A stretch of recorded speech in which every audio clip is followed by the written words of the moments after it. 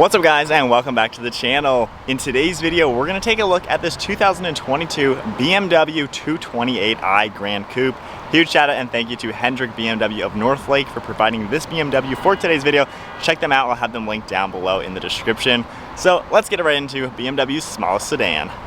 And the model that we're looking at today is the xDrive, finished off in Melbourne Red Metallic, has the premium package and an MSRP at $43,500. Underneath the hood, the 228i utilizes a 2-liter inline 4-cylinder turbocharged engine. This engine pumps out 228 horsepower and 258 pound-feet of torque. It's paired to an 8-speed automatic transmission and sends the power to the front wheels through a brake-actuated limited-slip differential. The curb weight is a little over 3,300 pounds, and running on a 13.2-gallon fuel tank, you can expect a highway range at 480 miles, and gas mileage is 24 miles in the city and 34 out on the highway. The overall length is 178.5 inches, with a wheelbase at 105.1. Height is 55.9 and width is 70.9 inches. This is a pretty compact car, and the turning radius is actually only 18.7 feet.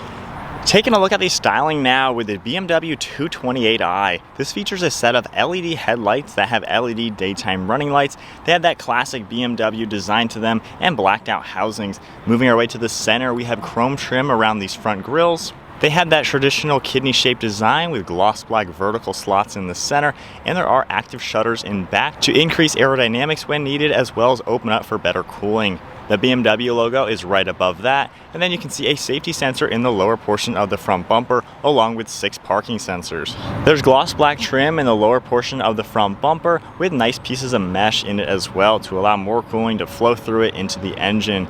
You can see some cool looking body colored cutouts on the farthest sides and some gloss black trim as well. It definitely has a sporty design, and you can tell it's a compact car. You'll notice in the upper portion of the front bumper some sharp lines leading their way right into the hood, and there's also sharp lines on the farthest side to give it a wider appearance. And then moving to the side profile, we get a set of 18-inch wheels in all 4 corners, finished off in a really nice two-tone design with machine silver and gloss gray. The side profile has a sharp line running through the center portion of the doors, and you'll also see another line in the lower portion. We also get a set of body-colored door handles and body-colored mirror caps with an integrated LED turn signal. This particular model has brushed aluminum running around the windows to give it a nice premium design. And then we have a panoramic sunroof up top.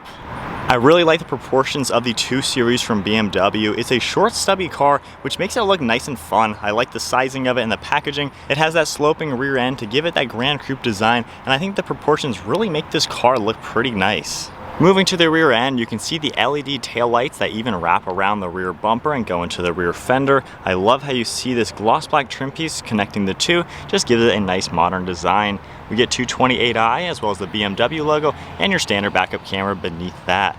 There's a really nice prominent line in the center part of this rear bumper, and then a nice gloss black rear diffuser with some fins, as well as your dual exhaust with chrome tips. So there's a good look at the exterior and some of the specifications for BMW's smallest entry to the sedan market. Comment below, what do you guys think of this kind of car? I especially love it in the red. We have BMW's key fob. If I go ahead and tap the BMW logo, that'll lock the car. Then all I have to do is grab the door handle, it'll automatically unlock, and we can check out the interior. This car has a black leather interior with a little bit of silver accents all throughout. If we go ahead and take a look at the door panel now, finished off all in black, we have a really cool textured design wrapping around this trim piece, as well as one of the speakers. There's some nice soft padding on this left side, as well as a little bit for your armrest. All of your window controls and mirror controls with your aluminum release handle, lock and unlock, and memory seating. Trunk release button, as well as a little bit of storage. And then moving our way inside, we get BMW on this aluminum door sill plate.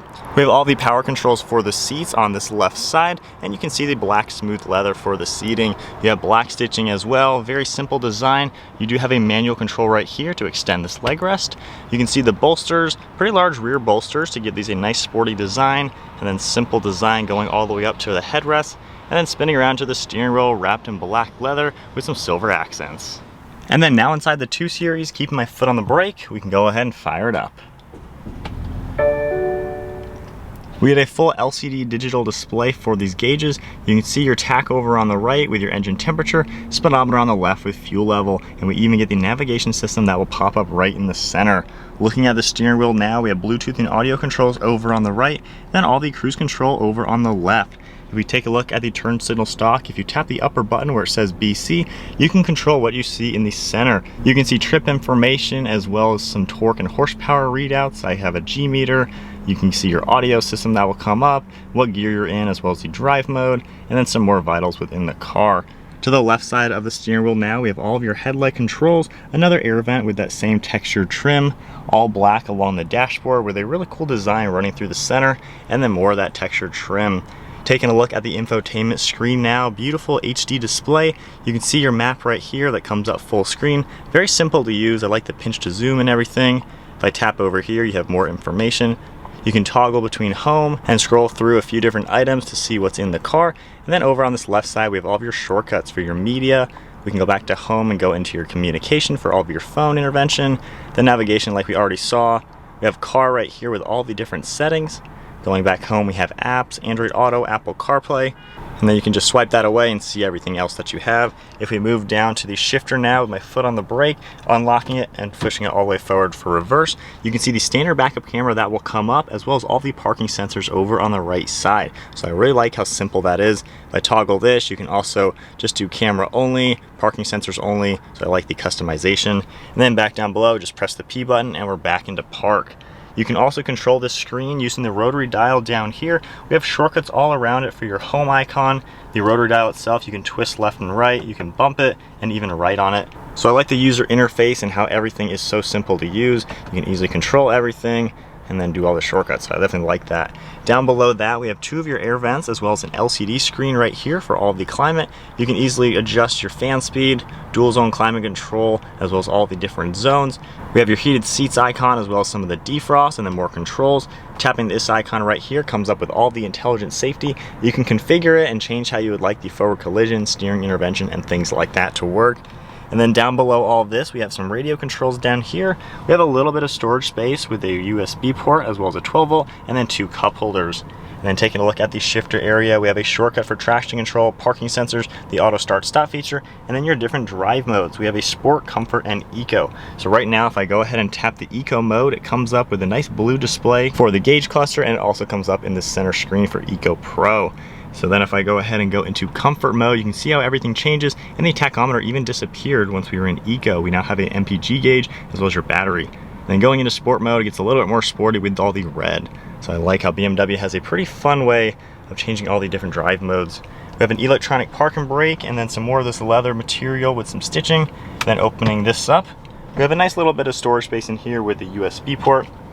Then if we take a look at the glove box now, pretty good amount of space in here as you would expect. And then one last look at the interior. It's got the traditional BMW look. It's nothing too fancy in here, but I think BMW does a pretty good job laying everything out to be user-friendly, and the use of materials is pretty nice. This car, the panoramic sunroof, you can see how I have it open already. I really like how that extends to the rear, and then all the controls are up top with your dome lights. And then moving on to the rear seat space, I can go ahead and open up the door. All these doors are frameless, which looks really cool. And then the door panel's finished off just like we saw up front. Moving to the rear, we have that same black leather material. You can see it is a 3-row back here. We get a little bit of pockets behind these front seats for added storage, USB ports, and even 2 air vents in the center. All right, so sitting now in the back seat of the 228i. So keep in mind, this is BMW's smallest sedan offered. So I'm 5'11" sitting back here. I have the driver's seat set at my height, and I do have a little bit of knee room and foot room. I will say headroom is actually a little bit compromised. My head is touching the ceiling, so it's not the most comfortable for larger individuals. For kids though, this shouldn't be too bad. The armrest is in a pretty good place, and you do have quite a lot of glass to make it nice and open. And then if we take a look in the center, I do like how you can pop this out. We have 2 cup holders that'll pop up with your nice armrest, and then you can also grab the handle up top here and gain access to the trunk space, which is a pretty cool feature. But of course, if you do need a little bit more space, if you're going to be hauling, people who are close to that 6 foot mark, I would say get a 3 Series or 4 Series or something like that. but nonetheless pretty roomy back here for being such a small car. Moving on to the trunk space, you can tap the button on the key fob, the one in the interior, or there is one conveniently located back here. This opens nice and up. It's spring assisted, so it pops open super quickly. We have a huge opening, and I really like how this piece is actually about level with the load floor, so it makes it probably a lot easier to load larger items.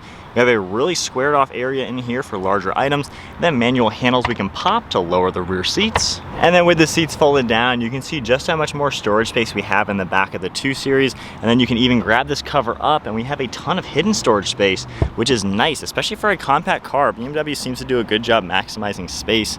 The seats fold down nearly flat and the opening to the trunk is actually really large. You still do get a little bit of space in here. So for a smaller car, I think the 228i is pretty usable for some space. Alright guys, so we are setting off now in the 228i. Last time I drove one, I believe it was an xDrive. So this one's kind of more the basic one, front wheel drive car. First and foremost, getting up to speed, we do have some nice safety settings. We have the lane keeping assist, we even get a heads up display unit. And then overall visibility and view out and things like that, it's an easy car to navigate. It's really small, as you know, so it's really nothing crazy bulky to pilot around. We're at 50 miles an hour right now. You can hear the bridge a little bit, but once I get onto some smooth roads again, it's actually a pretty comfortable car. You know, it's not a crazy expensive luxury car or anything like that, but I do like how BMW does put in their solid design into this car to where it doesn't feel just like a cheap entry-level car. Other manufacturers, you know, they might really skimp out on their basic cars, but this one's still pretty nice. We're in comfort mode, and I mean, nothing too bad. It's a pretty normal car to drive, you know, good armrests, good seats. I think if you're looking for just that extra luxury touch, you want the luxury brand, but you don't really want to spend the luxury price, I think this could be a great option for you. So with that said, drive modes, if I go into Eco Pro, I like the blue coloring. I think that gives it a nice design. Throttle response is much more limited now. This is all for highway cruising, you know, just trying to save gas as much as possible. Sport mode though, and we do have manual shifting right here with the shifter if you want to do that. So we can shift it into 3rd gear. We'll get it up and go just a little bit, feel out the power. You know, that was up to 60. Not bad actually from the little 2-liter engine. But I like how if you do want to drive this car with a little bit more aggressive touch than just a normal drive, I like how you do have the ability. We'll get up and go now again in the manual mode. And there's really no torque steer at all. Even doing that with one hand like that, you don't notice any torque steer.